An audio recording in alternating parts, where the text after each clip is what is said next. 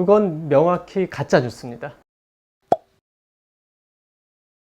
네, 저는 한경대학교에 재직 중인 백경호라고 합니다. 전공은 토목공학이고요. 토목공학 중에서도 특히 수자원공학이라고 물 관련된 그런 학문이 되겠습니다.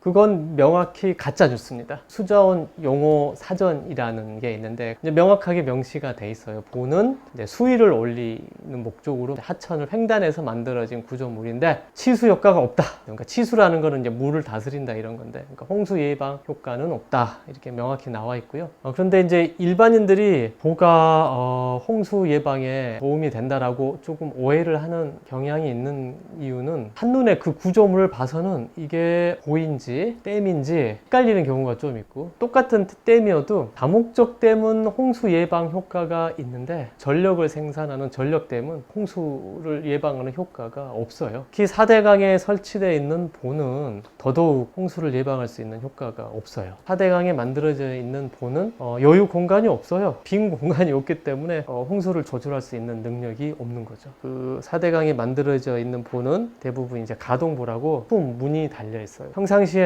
문을 닫아서 이 물을 가둬두고 있다가 홍수가 났을 때는 그걸 그대로 두면은 수위가 너무 높아서 안 되니까 문을 다 활짝 엽니다. 개방을 해서 물을 이게 다 아래로 흘러가게 하는 거예요. 만약 그거를 안 하고 문짝 하나가 고장이 나서 안 열렸다, 이런 사고가 생기면 오히려 이제 홍수 피해가 더 나는 그런 구조가 바로 4대강에 있는 보입니다. 수문이 잘 작동을 하면 사실은 크게 위험성은 없어요. 그런데 이제 한 가지 위험성은 있는 거죠. 수문이 고장이 나서 열리지 않는다거나 뭐 그런 예측할 수 없는 일들은 벌어질 수가 있어요. 왜냐하면 보수 보강이 조금 제대로 잘 이루어지지 않고 관리 감독이 좀 잘 안 되는 경우들은 늘 있으니까요. 그랬을 경우에 열리지 않았을 때는 문제가 크게 발생할 수가 있죠.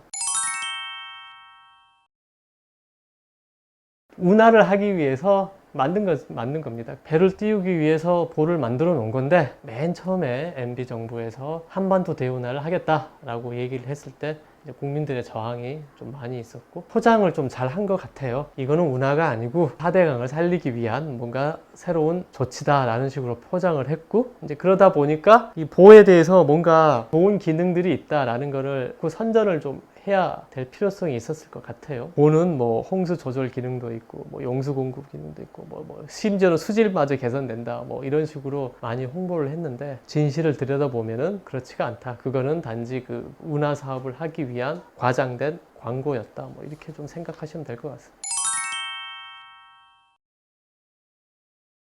4대강 사업을 시작하기 전인 뭐 2009년에도 이미 4대강 본류에 대한 치수 사업은 거의 98%, 99% 완료가 된 상태였어요. 그런데 그런 본류에다가 또다시 홍수 예방 사업을 하겠다고 한 게 4대강 사업이지 않습니까? 그래서 당시에 2008년도, 2009년도 이럴 때 뜻있는 사람들과 시민사회에서는 그 홍수 피해는 지류지천, 소하천 이런 데서 많이 나니까 본류에 할 돈이 있으면 지류나 뭐 소하천에 홍수 예방 사업을 좀 하자, 이런 의견들이었죠. 그런데 이제 그런 의견을 묵살을 하고 본류 사업을 하게 된 거고요. 그래서 이제 지금에 와서 지류지천 사업을 오히려 반대를 해서 이번 여름에 홍수 사태 같은 게 일어났다라고 얘기를 하는 건 조금 억지죠.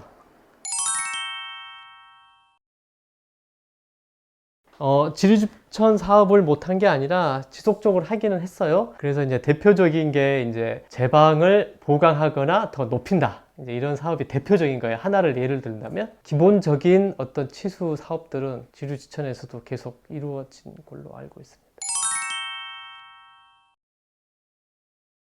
4대강 사업을 하지 않아서 사고가 났다, 이거는 명백한 가짜뉴스라고 말씀을 드릴 수 있는 거는, 4대강 사업이라는 거는 아까도 말씀드렸듯이 크게 두 가지인데, 하나가 보를 이제 중간중간에 만들어 놓은 거, 보는 당연히 이제 홍수 예방 효과가 없다는 거는 아까 전에 말씀드렸고, 그 다음에 또 4대강 사업의 공사 내용 중에 하나가 준설이라는 게 있어요. 준설은 뭐냐면 하천을 깊이 이렇게 파내서 그 빈 공간에 뭐 좀 홍수를 저장을 하겠다, 뭐 이런 개념을 하는 건데, 100년 전이나 있을 법한 그런 치수 사업이죠. 왜 그러냐 하면 하천은 고정되어 있는 어떤 콘크리트 이런 바닥이 아니고 흙이에요. 근데 그런 흙들은 어디서 오냐면 다 지류에서 오는 거고, 그 지류는 계곡에서 오고, 거기에 비가 많이 오면 거기서 흙들이 물만 내려오는 게 아니라 흙들이 같이 떠내려 와가지고 그게 지류로 갔다 그게 본류로 와고, 이렇게 준설해가지고 빈 공간을 만들어 놨는데 시간이 흐르면 흐를수록 그런 공간이 다시 쌓이게 되는 거예요. 그렇게 준설을 해서 치수 효과를 보려면 매해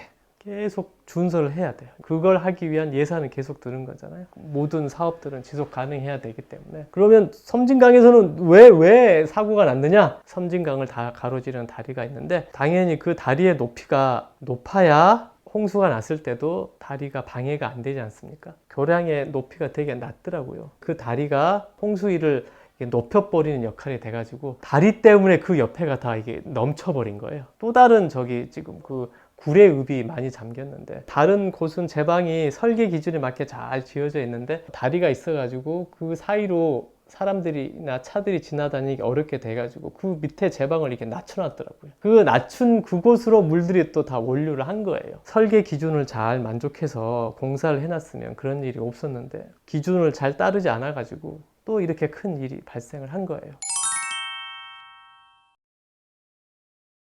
각각 지역에 맞게 홍수가 나는 이유들을 좀 잘 살펴가지고 맞춤형 대책을 좀 시행했으면 좋을 것 같고요. 선 중심의 대책이 아닌 면 중심의, 유역 중심의 대책을 만들자, 뭐 이런 어떤 좋은 슬로건이 있어요. 하천은 이렇게 일방향으로 흘러가게 되는데 그걸 따라가면 이제 어떻게 보면 선으로 볼 수 있잖아요. 제방을 주로 쌓는다는 거는 선 중심으로 치수를 하는 거예요. 하천을 쭉 따라서 제방을 그냥 일자로 쭉 세우면 되니까. 이제 면 중심이라고 하면은 이게 일자로 제방이 따라가는데 그 옆에는 다 땅이잖아요. 그러니까 면이 되는 거예요. 선이 아니고. 그러면 이 옆에 있는 면들도 홍수 방어에 도움이 되도록 그 땅들을 좀 활용을 해보자. 그래서 이제 앞으로의 방향은 전체적인 그 주변 땅들까지 잘 살펴서 홍수 방어를 좀 해보자. 그게 조금 이제 앞으로 우리가 좀 생각을 해봐야 될 홍수 방어 계획이 될 것입니다.